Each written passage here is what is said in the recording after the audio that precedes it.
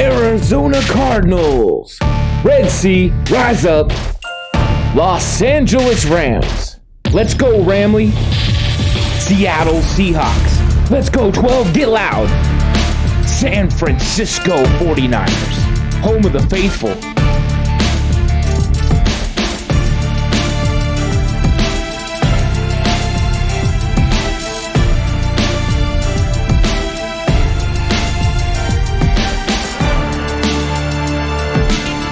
Quest for the West.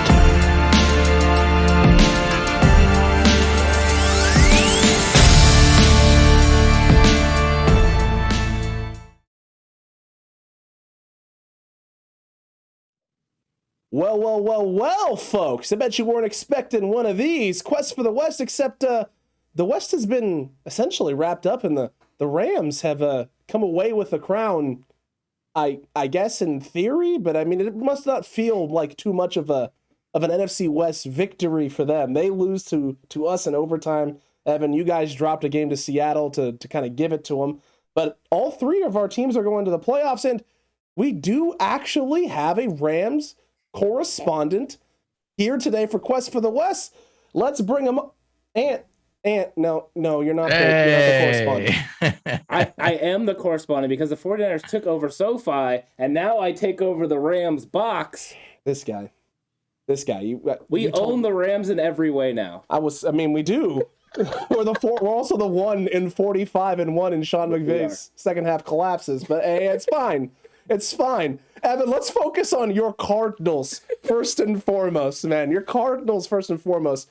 What happened last week against the Seattle Seahawks? And it's something that you ironically kind of predicted could happen, and that, you know, the Cardinals could then not be at home, which you were kind of like, for the playoff purposes, the way you guys have played at home, we're kind of like, maybe that's not a bad thing. We have obviously played our best when we've been counted out of every single game and backs against the wall on the road. So you know what? Why not? Why not run through the gauntlet? You win this game, you get to go up to Lambeau Field. You win that game, chances are, we'll say Tampa Bay because they're the next highest ranked team. We'll go there too. Why not? Run the gauntlet. We're in the dance. We're ready to go. But I'll tell you what happened in 2 words. Cliff Kingsbury.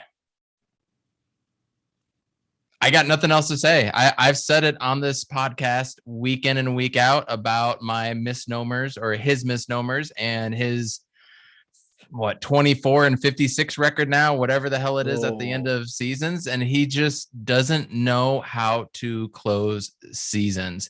Now, if we win on Monday night, which we need to talk about having an NFL game on a Monday night in the playoffs, by the way, I'm curious what you guys think. But if we win that first playoff game, you know what? Everything that I just said, you can chuck it out the door. But he has yet to win us a game when it mattered.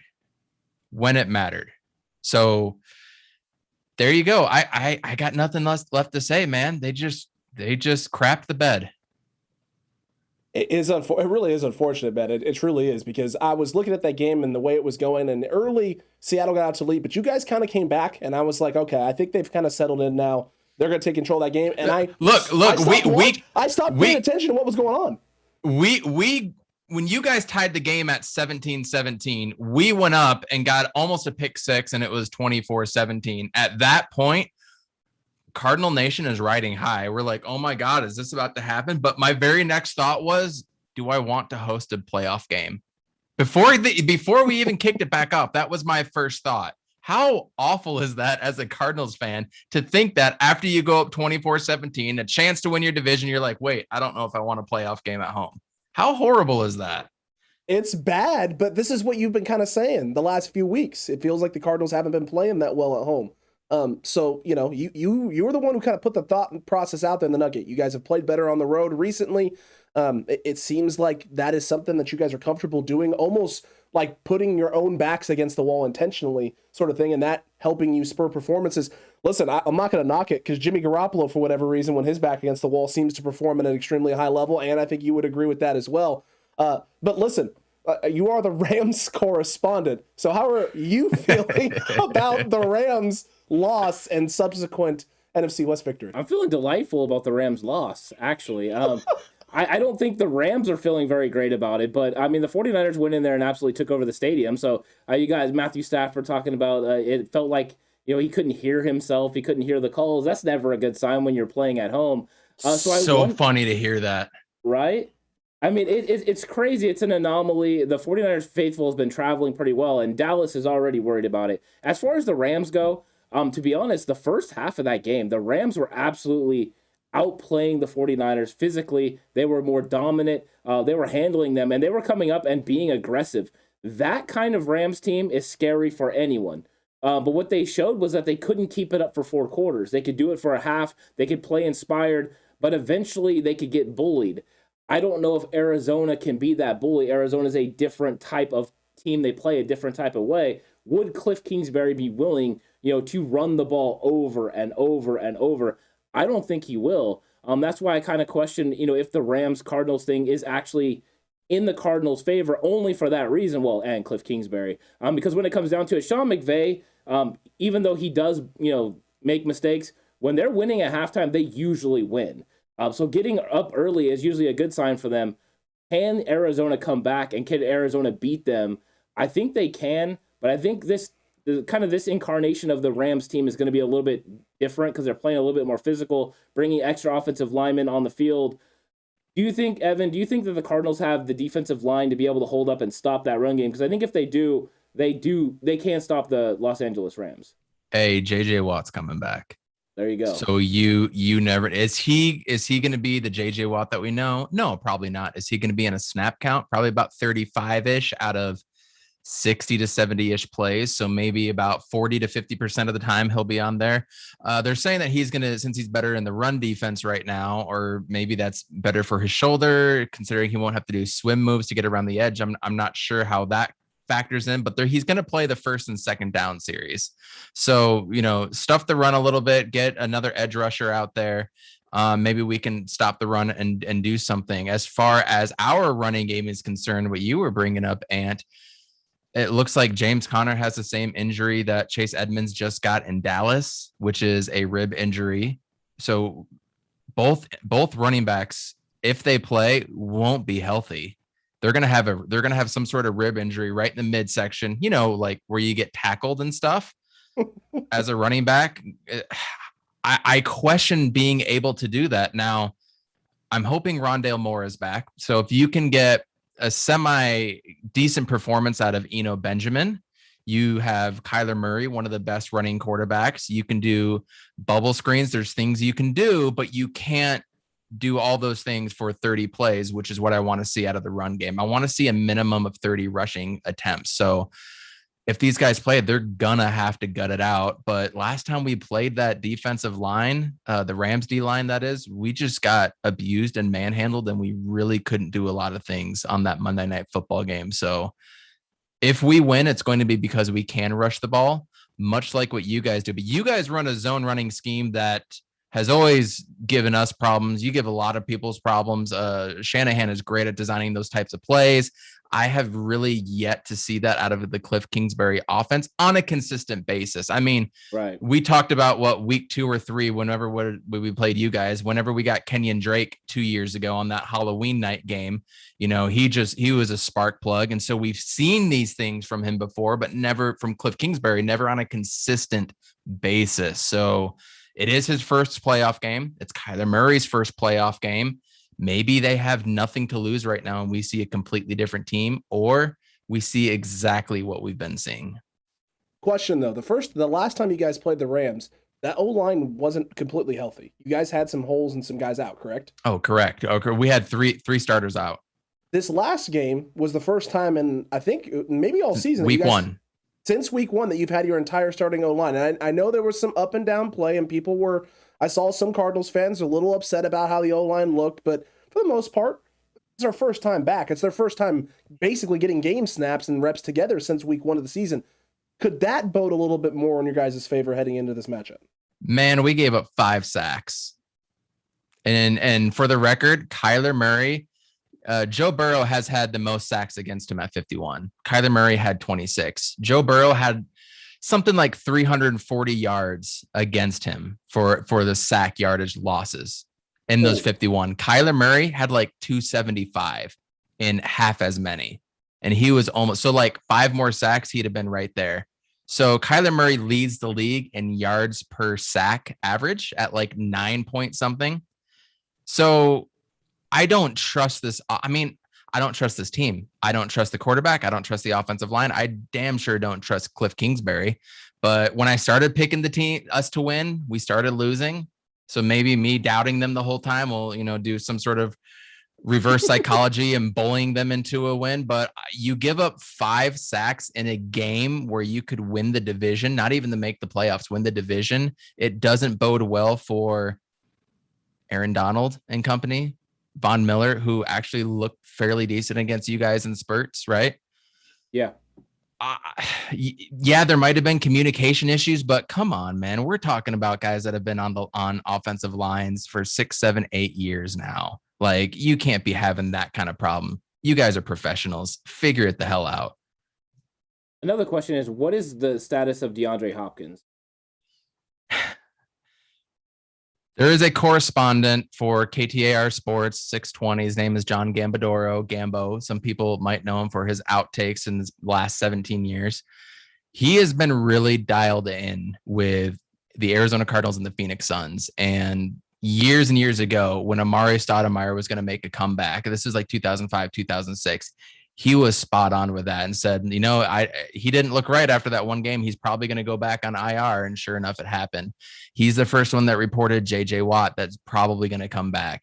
He reported yesterday that there is an outside hope, but there's an outside chance, or there's hope within the organization, however he worded it, that D-Hop is going to play against the Rams.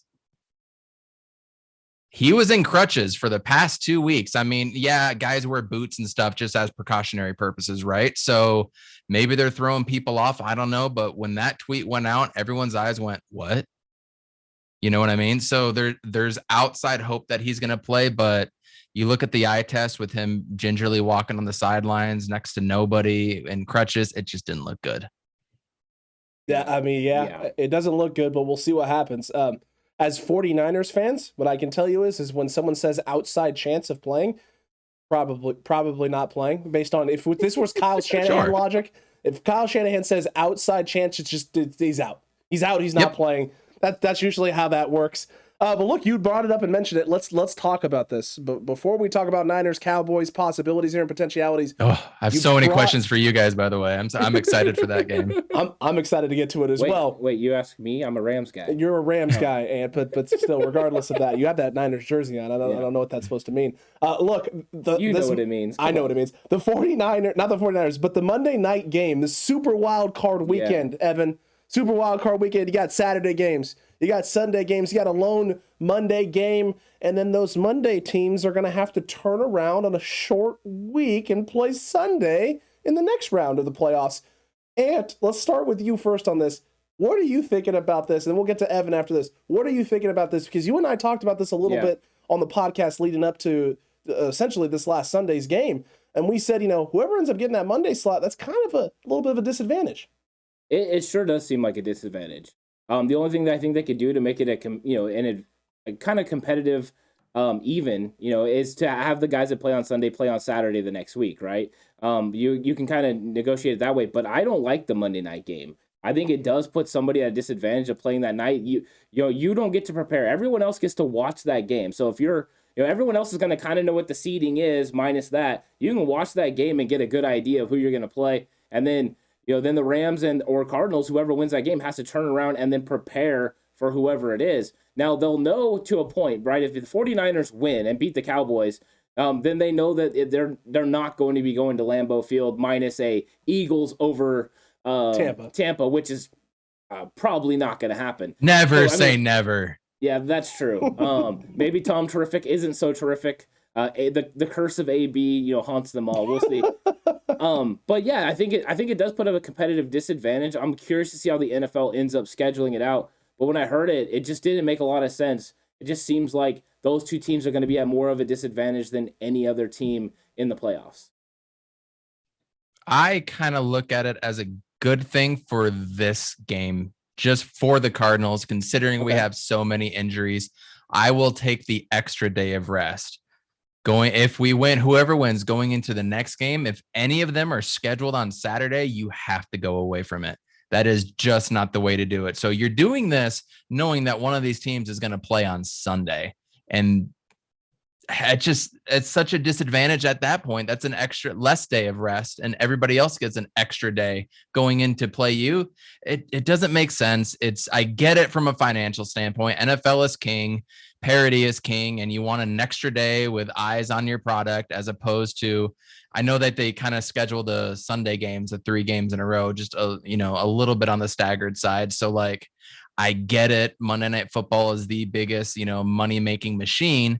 It's also because it's the biggest betting machine, right? And so they're kind of working in congruent with that, I think, and just trying to soak as much out of it as they can. And it's like when they try to put the NFL Combine on NFL Network, right? Nobody's going to watch it, yet it gets decent ratings enough for it to keep going on. I watch it. There's one. You're the one. I'm the one. Yeah. He's the one in the ratings booth. Yeah. Somebody had to. I just watch it 1.2 million times. There it is. Yeah. That's what makes it makes sense. It makes sense. That's how you're doing all your draft prep. I was wondering. Well, when you guys were down and when we were down, you know what? You knew that the quarterbacks were coming up. I did tune in for that, but I wasn't on for the whole thing. Maybe in the background if I'm cleaning or something like that, right? But it's all marketing. It's all money. All eyes are going to be on this one. That's what it comes down to. You're right on that. That's kind of where I sit on this topic, and this thing is it's obvious this isn't for the benefit of the teams, but neither was Week 18. Week 18 was for the benefit of the players. It's totally for the benefit of the league. This helped the league in a lot of ways. More eyes watching the game, more people tuning in. And how could Week 18 have ended any better than the Niners going to overtime with the Rams, and then the Raiders and Chargers game going into overtime? Steelers game going into overtime too. Huge, all across the board, all weekend. So I asked you, Alex, if you were a fan or not last week. Now we can Monday morning quarterback this. Are you a fan of Week 18 now moving forward, considering there's 3 preseason games and not 4? As a fan, yes. As a player, no. And if I'm a coach, I absolutely hate it because it's an extra week of prep. It takes away from, maybe your team getting in or getting out. But as a fan, from a fan perspective, the league can potentially schedule things and set things up in Week 18 where you're probably every year going to have 1 or 2 or 3 or potentially 4 or 5 games potentially that are going to be hugely impactful throughout the league, which means more people watching, more people tuning in, bigger impact potentially on fantasy, more people. But I mean, it's a gold mine for the league. They hit it out of the park with it. But if I'm a player having to play an extra game, not necessarily the greatest thing in the world. However, we'll see what that ends up with the paychecks, what that ends up doing down the road. That may end up being a positive for the players. Are you guys ready for Week 20 when that happens? Oh, my gosh. Because I'm telling you, 18-game season, 2 bye weeks, and then they're having the Monday Night Football game in preparation of having all 8 teams on each side of the bracket make the playoffs, no bye weeks, full money go. That's how you're going to get the most money to the players. That's how the owners are going to capitalize on it. You're talking a full slate of games Saturday, Sunday, Monday. Holy. I could see it. I could 100% see it. I will say this, though, for Week 18. I thought their flex scheduling was very well done for Week 18. It was. Being able to flex schedule basically whatever they wanted to do, that was perfect. So bravo to them on that.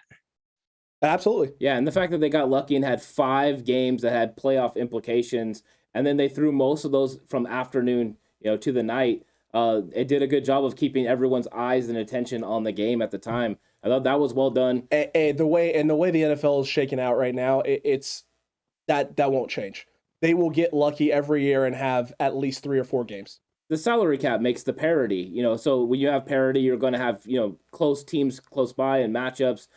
So yeah, I think this is going to be a continuation. The ratings are going to go up. As the ratings go up, the money is going to be more.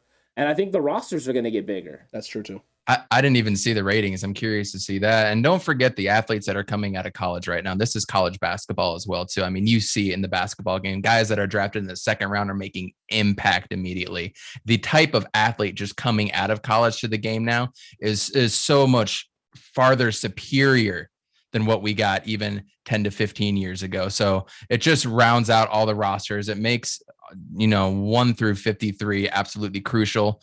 Good call on the extra roster spots. So I definitely think that needs to be upped. Yeah, I think so. It all comes down to the NFLPA and the NFL coming to agreement, because the NFLPA, even though they want more players employed, the players don't want to share their salary. They don't want to share that money. So the salary cap needs to go up to be able to afford the extra players onto the roster. But I think they'll come to a happy medium, and that is where 18th game comes into hand. Because once you get an 18th game, there's a bigger share of the money, and then all of a sudden, your roster goes from 53 to 60 or whatever it ends up being. Yeah. So that's. Then you add the extra playoff team as well. That's an extra playoff game. Then everything changes. Everything changes. As long as the owners make money, then everyone else will make money. Accurate. And that's what it comes down to. Before we get to your guys, to Alex's game. There you go.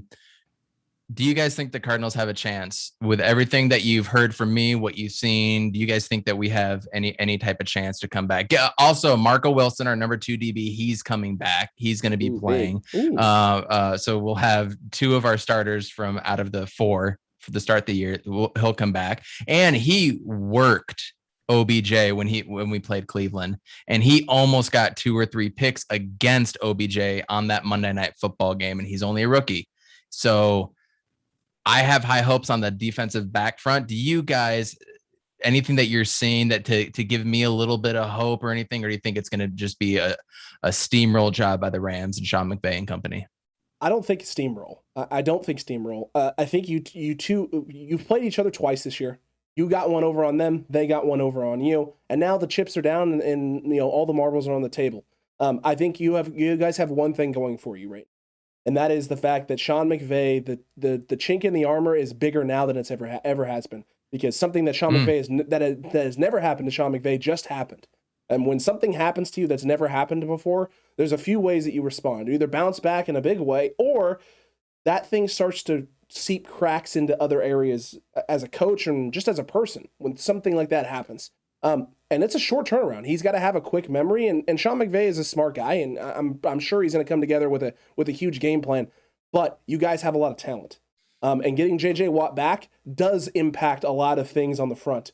And I think what we've seen now, and what Ant and I have seen at least, and what 49ers fans saw in this game, is running the football against the Rams leads to success, and stopping their ability to run leads to success, because Matthew Stafford is prone to make mistakes. And it comes down to capitalizing on those mistakes. If he makes them and you capitalize, or if you force him to make them at the right time, you're going to end up in a spot that is good for you. What it comes down to now is just limiting mistakes. If you guys limit mistakes and don't shoot yourself in the foot, you guys could run away with this thing, or at the very least, find yourself with an opportunity at the end of this. I don't think this game is going to be anything else other than a slobber knocker. It's going to be close. Ooh. It's going to be grindy. It's going to be a beatdown fest. I don't think either one of you is running away with this thing. I think it's going to be a close one. Yeah, I mean, that's why I had some questions for you about, if DeAndre Hopkins was going to play. And then, of course, I'm always wondering about Rodney Hudson's health to see how he is going to be. Those things are all going to be pivotal, because I think Arizona does need to establish a run game against the Los Angeles Rams. If they don't, and they're able to pin their ears back on the edge, with the guys they have there, like you mentioned, Von Miller, but Aaron Donald, they ran a lot of stunts with him against the 49ers. They started lining him up outside and then bringing him on stunts on the inside on the TE stunts.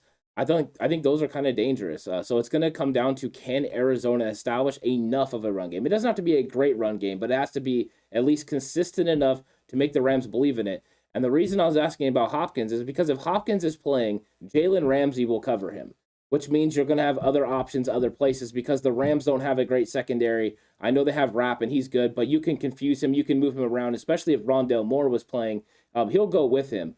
So I think that there would be areas that you could attack, but if those guys aren't out there and Jalen Ramsey doesn't have to cover Hopkins, then he can go take away another threat. And if he can go take away another threat, it just limits the amount of weapons that you have to use. Those are the things. You brought up Kyler Murray taking the big sacks, and that's the problem. If they can get to Kyler Murray on first down and create a sack, and me and Alex talked about this before, is then after that you just play in front of the sticks.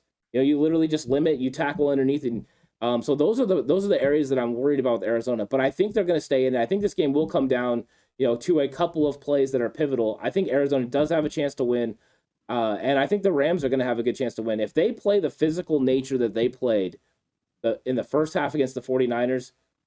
they have a shot to run Arizona out of the building in the first half. The question is, though, can they sustain it? If they can't sustain it and Arizona is able to kind of weather that storm, the second half could get real interesting real quick, because I don't think the Rams' run game is good enough. I don't think Akers is good enough. I think Sony Michel will get a few yards, but I don't think he can consistently run the football in Arizona, especially with a returning J.J. Watt. So then it's going to come down to Stafford, and Stafford hasn't proven yet that he can win in the playoffs, just like Kyler Murray hasn't proven it. So it's going to come down to that pivotal moment of which quarterback can get it done at the end, and I'm not sure. We'll see. Whew. That was a lot to take in, but all of that was A+ right there. So let's get into your guys' game. I've got to ask a really, really, really important question to you guys first. Okay. The Dallas secondary. Everyone's going to talk about dude getting 11 receptions or interceptions, but also getting beat 1,000+ yards. To me, that was 100% their weakness when we beat them. Are you guys going to be able to exploit that secondary? I think I know what you're going to answer, but I'd love to hear what you guys say. I'm going to say yes, but not for the reason people think. People think yes because, oh, you got Deebo Samuel. Oh, you got Brandon Ayuk. You got George Kittle, Juwan Jennings coming into his own, right? Niners have all the weapons. You have the pieces to take advantage of the secondary. And it's one name, right? It's Trayvon Diggs. The Cowboys' run defense is mediocre at best. At best, it's mediocre. And that's the strength of this football team. So guess what, Cowboys? We run the football. You're going to have to stick 8-9 guys in the box. You're going to have to show that 5-man, 6-man front that the Niners have seen all season from literally everyone that they've played.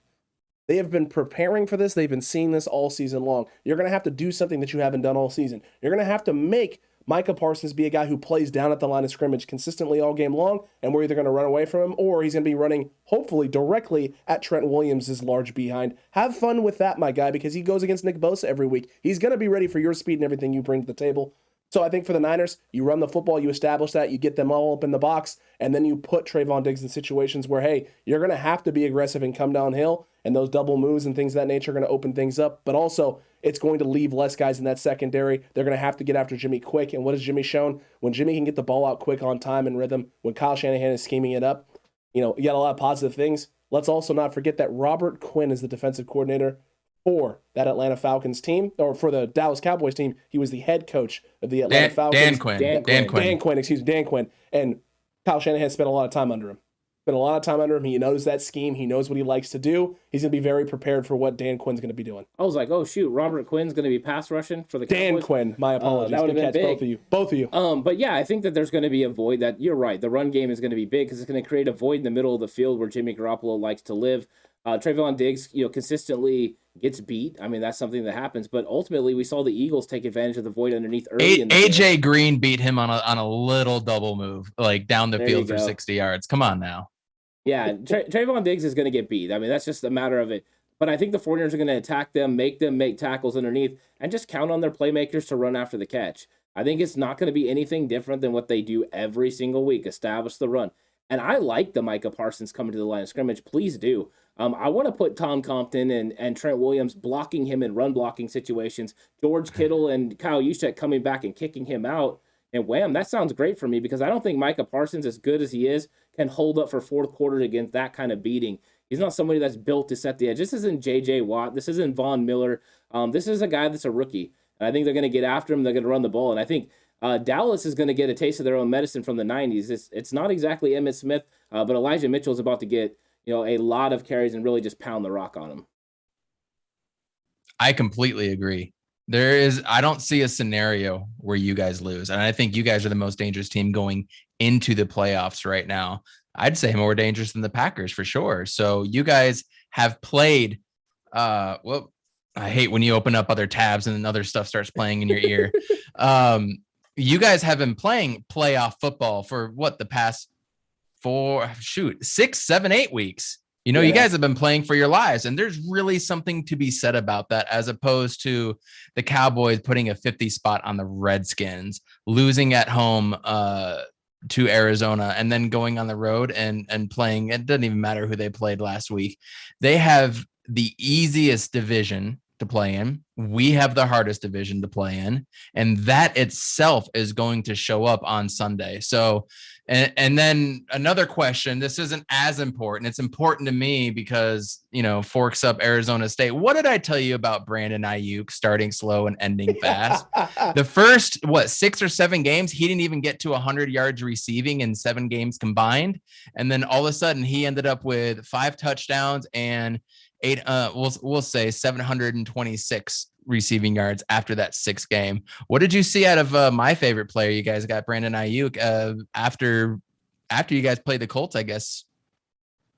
Kyle, well, what I saw was Kyle Juszczyk let a fire under his behind, basically call him to the mat, him respond in a huge way, and then going back to being the guy that we saw in year 1, which is a guy that was a great, incredible route runner, unique route runner, and is basically winning every matchup. And that's what it felt like last year. That good hands. You call his number, and he's just going to win. He's going to get open. You're going to put the ball in a catch radius where he can get it, and he's going to come down with it. That's what happened. That's what happened this whole second half of the season. Even the Arizona game, and he gets a lot of flack in the Arizona game because he made that catch. He falls to the ground, gets up, tries to make a play, and fumbles. And that was, at a crucial time in the game where the Niners were finally starting to get some momentum. You guys were starting to pull away. And you know what? If we just come down here and score, if we just score on this drive right here, everything's going to be fine. And then he fumbled, and people were like, oh, God, here goes BA. He can't even hold on the football. And it's like, I don't know. He has been an absolute, I don't want to say godsend, because Deebo Samuel has been that for this team all season long with everything he's done, whether as a running back or receiver. But he's been the complement. He's been the yin to the yang is Deebo Samuel. He's a guy that we can rely on. He's getting downfield. Every time he runs a deep route now, early in the season, teams blanketed Brandon Ayuk because they thought they had to blanket Brandon Ayuk because they thought he was, the guy that we were scheming up to get open. Now they are blanketing Brandon Ayuk pretty much anytime he's running any sort of route over 10 or 15 yards. And if they're not blanketing him, they're blanketing Deebo. If they're not blanketing Deebo, it's George. We have that third piece now that is drawing attention because he has to draw attention. Because if you don't draw attention here in the situation, he could beat you. And that's huge for the 49ers because it's no longer a guessing game in terms of who does Kyle Shanahan wants to go to. For Jimmy Garoppolo, it's very simple. What is the coverage showing you pre-snap? Where are they rolling and where are they going with it? And now, who am I coming to underneath because of that? And it's huge for this 49ers team. I got one stat for you, Evan. Yeah. In the first 6 weeks, his separation from defenders was about 1 yard. Since week 7, it's just over 3 yards. So he's separating at an all-time high, and that's why he's going to go ahead and make the plays that he's making. When he's out there, he makes the catches. He doesn't usually have drops.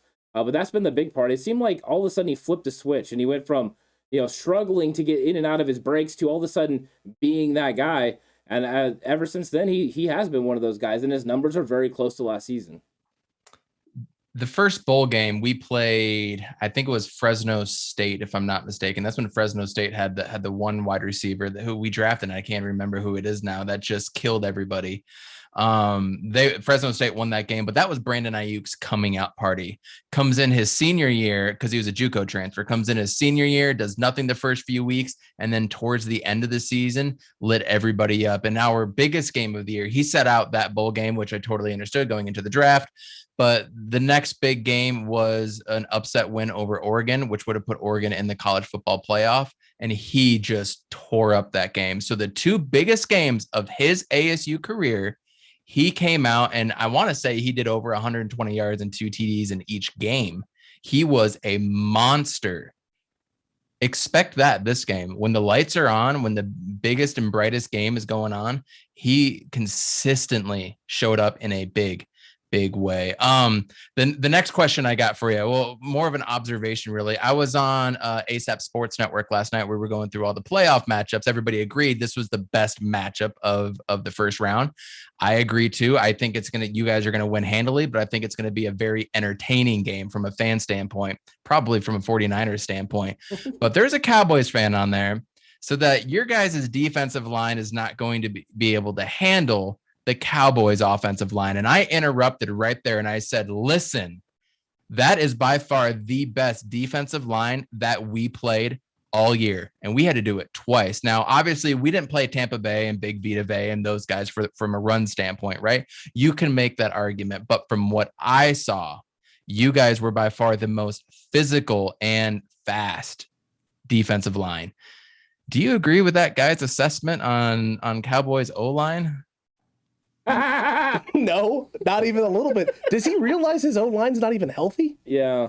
Listen, he's a Lakers fan and he's a Cowboys fan. I'm sure he's a Yankees fan too. So goodness There you gracious. go. Look, the Kool-Aid is strong with that one. hey, listen, you can have that much faith in your O-line, I get it, but they're not healthy right now. They haven't been healthy for a handful of weeks, and if there's one thing the Niners, yeah, that's also true. It's been a few years. You're not wrong there. If there's one thing the Niners have going for them, it's the D-line and the depth. It isn't just your first four. It's everything after that. It's the 7 guys you have behind the first 4 as well that's a problem. Yeah. When the first 4 rolls off the field, the next 4 coming in start anywhere else in the league. They very well could. Kevin Givens has been playing lights out. Contavious Street has been lights out.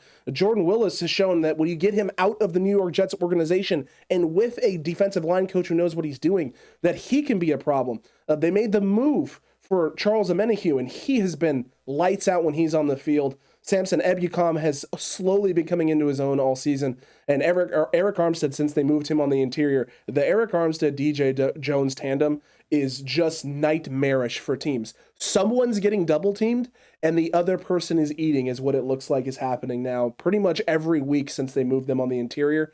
The Cowboys offensive line on the interior is better than I think we've faced in the last few weeks. But I'll tell you what it isn't, Ant. It isn't the interior that we faced early in the season with even like the Philadelphia Eagles interior O-line, which was way better than these guys did. And even the Lions interior O-line, they have a Pro Bowl center and a couple of guards there on the interior that were pretty solid for them.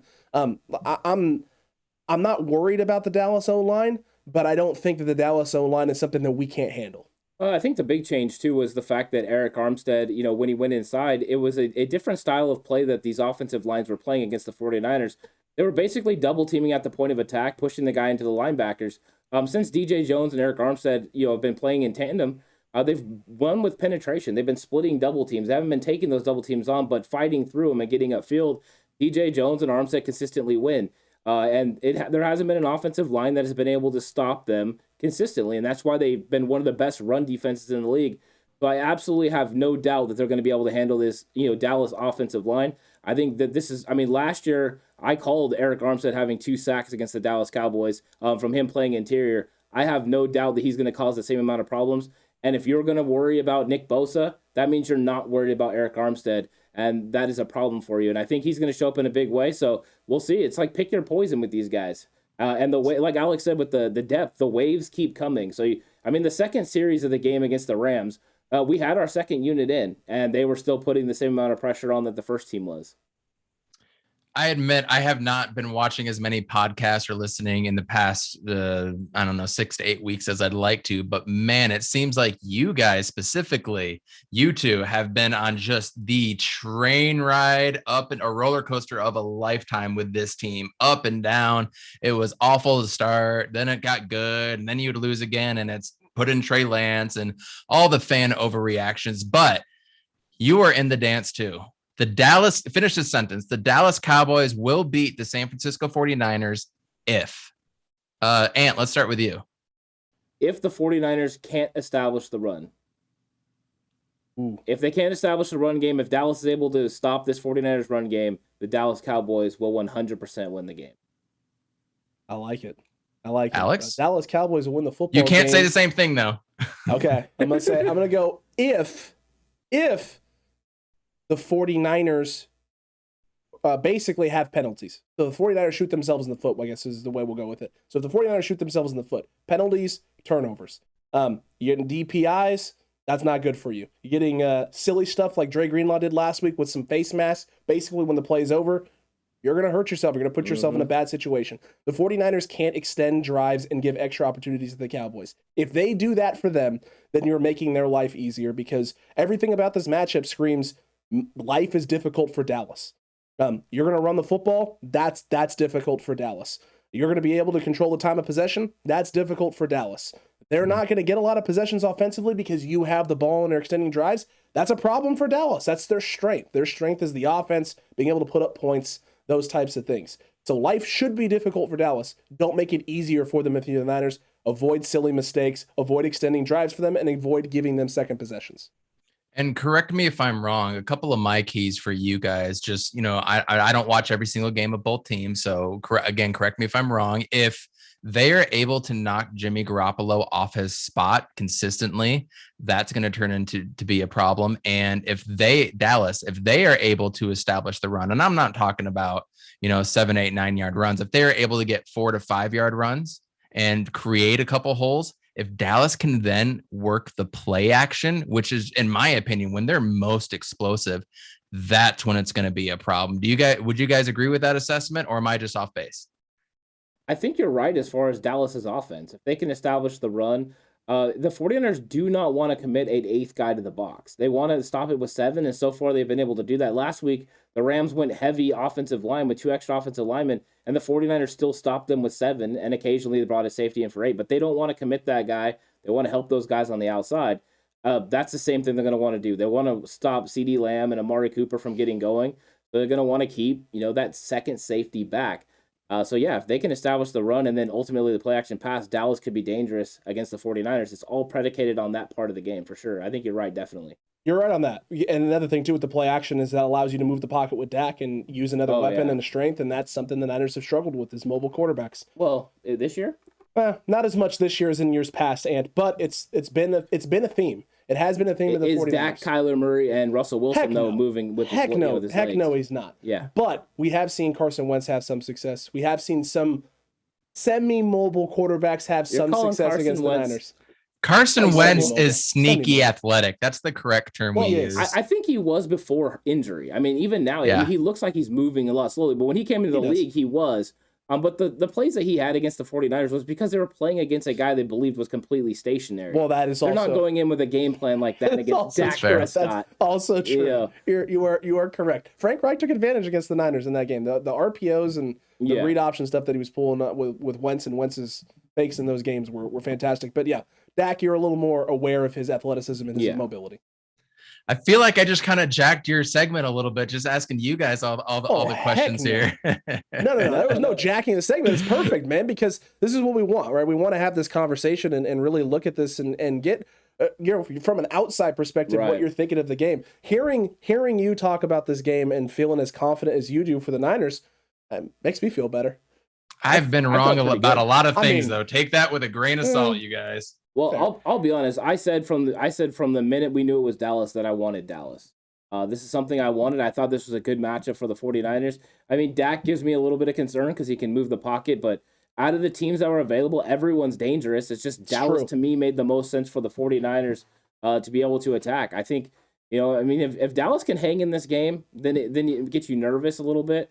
But right now I'm gonna ride high on the fact. I'm gonna allow myself to be a little bit of a prisoner of the moment of this season and say Jimmy Garoppolo, though, in those big moments, he can get it done. I mean, he's proven in every single game, whether it was Green Bay leading him down there to take the lead.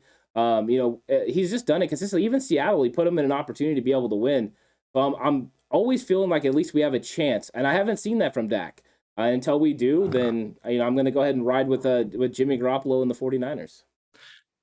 I am disappointed that all the that we're playing an NFC West team. I wanted to see how all 3 teams would do against another opponent, just because I feel like our division prepped our teams for what's about to come and what's about to happen. So it's unfortunate on my end. I in all honesty, I was rooting for the Rams to win because I wanted to play Dallas. I felt more confident in that as well too. I told Alex before the show. He said, "I have a feeling Evan would have wanted to play Dallas." I mean, at the same time, if you guys won, which you did, and we would have won, and we get a division title, are you ever going to say no to a division title? Heck no, you're not going to. I mean, in the 28 or 29 years that the Cardinals have been in Arizona, this is going to be the 6th time that we've made the playoffs, and it's nothing to look down at. We backed into it. Cliff Kingsbury does a lot of bonehead things I wouldn't even do in Madden when I'm playing friends or on easy mode. But you know what? We're here, and in my opinion, regardless of what, other than losing 50-3 in a playoff game, I think Cliff Kingsbury deserves to come back another year. So that's where I'm at with the team. And on Twitter, I'm posting the Cardinals are going to win. We're going to beat them on Monday night. I'm rah-rah-rahing. I got the day off because it's Martin Luther King Day. Probably another reason, by the way, they have a Monday night game, which is on Martin Luther King Day. So everybody can tailgate or do whatever, right?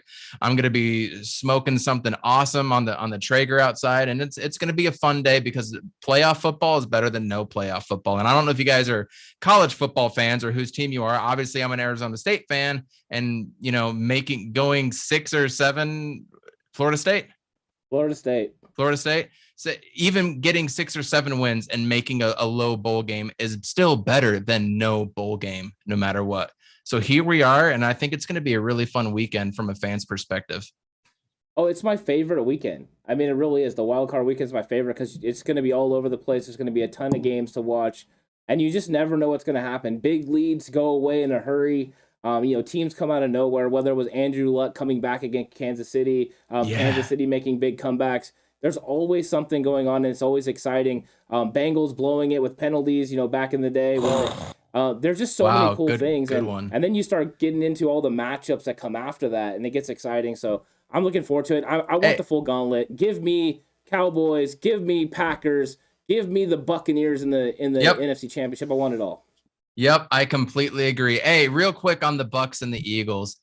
I get a really weird feeling Jalen Hurts might be able to pull out a 2001 Mike Vick performance like the Falcons at the Packers.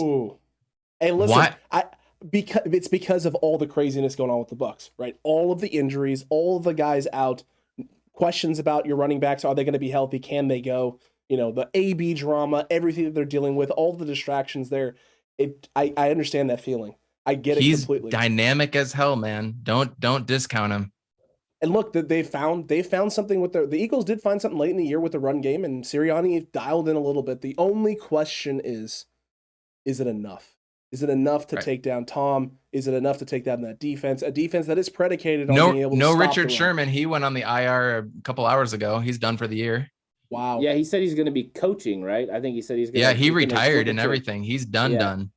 Oh, wow. Yeah, he basically flipped it to coaching now. He's going to help his guys out. That's what he said. Yeah. Wow. He pulled an Antonio Brown, except put a coaching hat on. No, he didn't. And didn't leave. Didn't walk off there in the sideline in the middle of the game. Look at the Buccaneers just ending careers left and right. Jeez Louise, man. Jeez. Our Rams correspondent down there with the fire. That's right. Good stuff, you guys. And the wild card weekend is going to be absolutely crazy. It's going to be fun. It is going to be super. And we're all here for it. We're excited for it. Hopefully we get to have another one of these next week with both of our teams coming out with a big W and matchups to discuss. But Evan, regardless of whether or not that is, let everyone know where they can find you.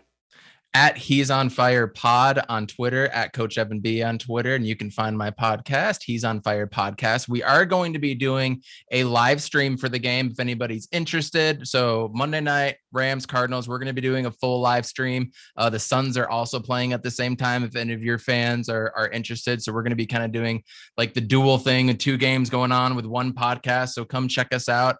If you guys are bored, Ant and Alex, if you guys are bored, we'll send an invite. Come on and join for a quarter and watch with us as well too. We'd love to have you. And it sounds like fun. Ant, let everyone know where they can find you. Oh wait, that's here. They can find me in SoFi Stadium because we absolutely own the Los Angeles Rams. 6-0, baby. 6-0, baby. 45-1 after halftime now. You're welcome, Sean McVay. I don't know if you saw, there was a great GIF that not a GIF, but a meme of 49ers 49ers personality on Instagram put out. It was Shiana McVay.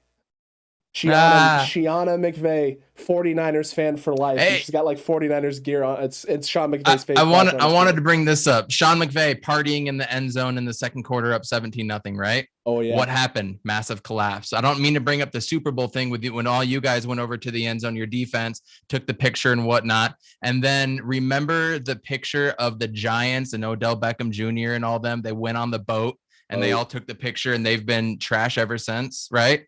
Mm-hmm. Something like that might play into Arizona's favor because when you do trash like that, it bites you in the ass big time. I mean, he did it with Deshaun Jackson earlier in the year. And then Deshaun Jackson wanted out of Los Angeles with the Rams.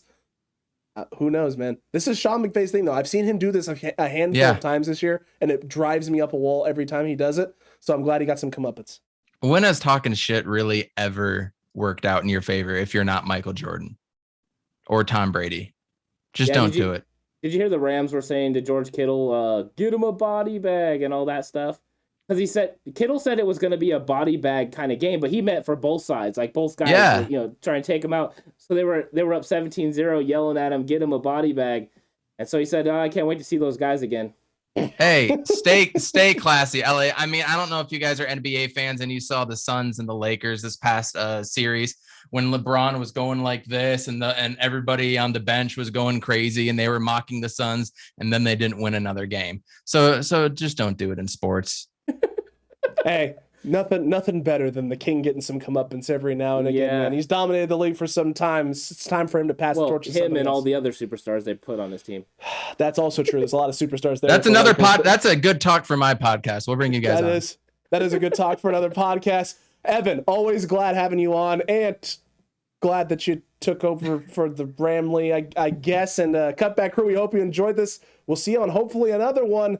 Quest for the West is officially over. The Rams have walked away with it, but now playoff time is here. We'll see how this thing shakes out. Go Cards!